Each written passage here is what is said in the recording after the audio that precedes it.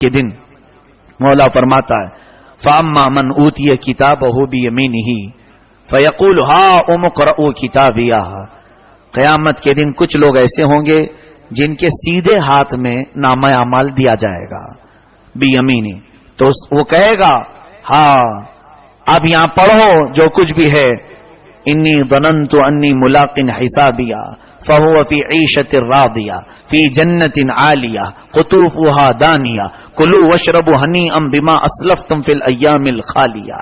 یہ پورا نامہ اعمال سیدھے ہاتھ میں دیتے ہی اسے کتنی بشارتیں دے دی گئیں کہ کیا میں تمہیں نہیں کہا تھا کہ قیامت کے دن تجھے میری ملاقات ہوگی، جا اب عیش کی زندگی گزار۔ ابھی سیدھے ہاتھ میں ملا ہے، اور اس کے بعد کیسی جنت میں جاؤ وہاں کے پھل ایسے ہیں کہ کبھی پرانے نہیں ہوتے، سڑن نہیں آتی۔ کلو وشربو ہنیئا، خوب مزے لے کر کے کھاؤ اور ہمیشہ ہمیشہ جنت میں رہو۔ وَأَمَّا مَنْ أُوتِيَ كِتَابَهُ بِشِمَالِهِ، اللہ فرماتا ہاں جس کے بائیں ہاتھ میں پکڑایا گیا، فَيَقُولُ يَا لَيْتَنِي، فَيَقُولُ يَا لَيْتَهَا كَانَتِ الْقَاضِيَةَ وَلَمْ أَدْرِ مَا حِسَابِيَهَا يَا لَيْتَهَا كَانَتِ الْقَاضِيَةَ۔ وہ کہے گا اے کاش یہ حساب کا دن نہیں ہوتا تو کتنا اچھا ہوتا۔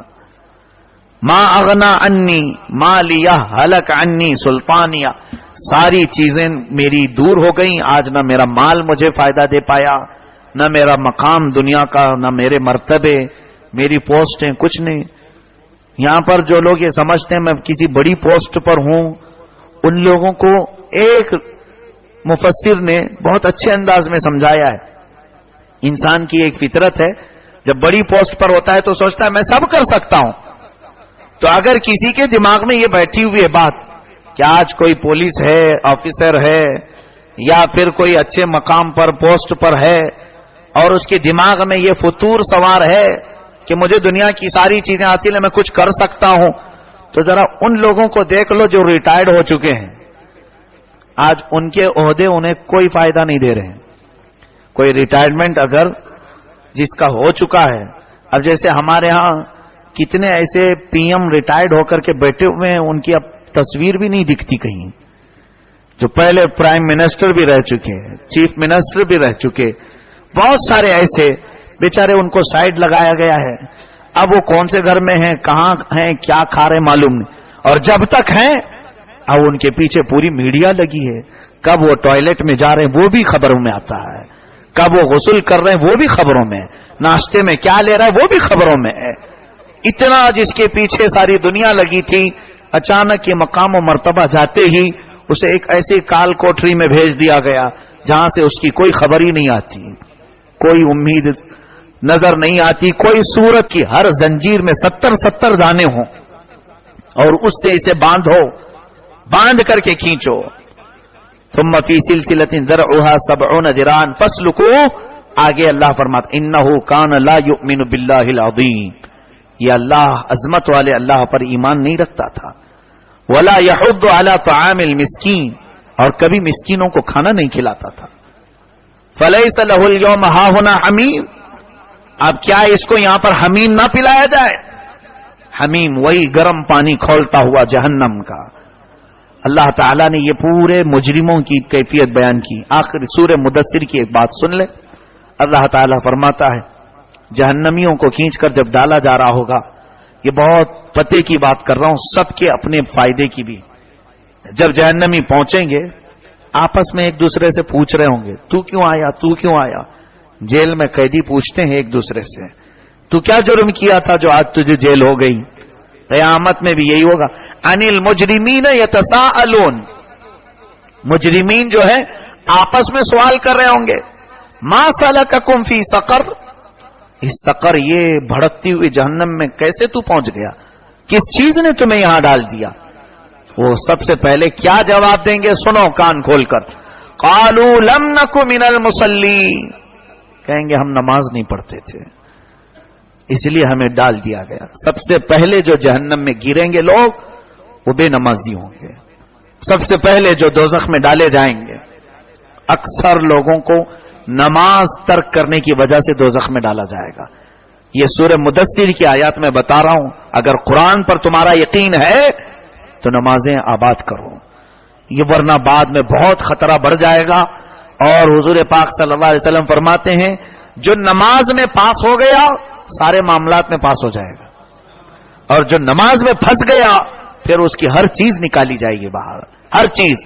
اور نماز جس کی برابر تھی بہت ساری چیزیں اللہ تعالیٰ اس کی چھپا دے گا. اس کے عوض وہ بھی چھوڑ دو، اس کو معاف کرو معاف کرو. لیکن نماز میں جو پھنسا ہے بہت ساری چیزوں میں پھنس جائے گا. آگے اور سنیے وہ کیا کہیں گے. قالوا لم نک من المصلین ولم نک نطعم المسکین. اور مسکین کو کھانا بھی نہیں کھلاتے تھے ہم، اس لیے ہمیں دوزخ میں ڈالا گیا ہے. یہ چیزیں دیکھیں، نماز کے بعد مسکین کو کھلانے کا بھی ذکر ہے. اور جو اس طرح غربا اور مساکین کی طرف توجہ نہیں کرتا وہ یہ مت سوچے کہ میں اپنا کھا کر کے آرام کر رہا ہوں، باقی کوئی دوسرا کہیں پر بھی جائے. ان لوگوں کی بھی قیامت کے دن پکڑ ہے. وَكُنَّا نَخُوضُ مَعَ الْخَائِضِينَ. اور ہم جو ہے غفلت میں تھے، دھوکے بازوں کے ساتھ ہم بھی دھوکے میں پڑے ہوئے تھے. وَكُنَّا نُكَذِّبُ بِيَوْمِ الدِّينِ حَتَّى أَتَانَا الْيَقِينُ.